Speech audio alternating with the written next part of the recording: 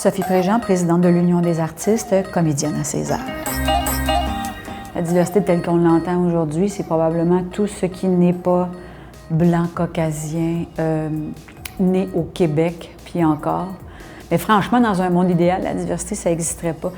S'il y en a assez, non, il n'y en aura jamais assez de diversité. Selon moi, on accuse un retard certain et c'est difficile de changer des mentalités pour toutes sortes de raisons historiques ici au Québec. L'effort à fournir, il doit venir de tout le monde. Mais selon moi, c'est faux de penser que c'est les gens issus de la diversité qui vont pouvoir faire ce travail-là seuls.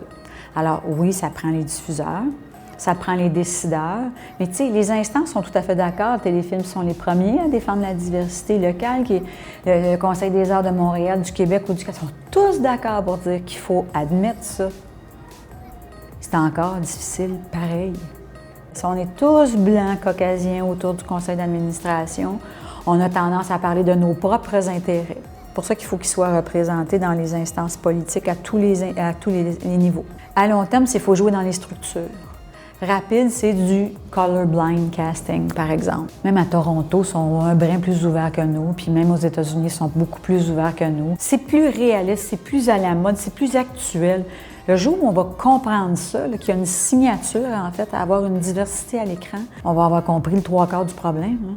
Vous, gens du milieu culturel, la boule au complet, la planète est rendue à un endroit où on devrait se définir par autre chose qu'un accent, qu'une couleur de peau, ou peu importe la différence quelle qu'elle soit.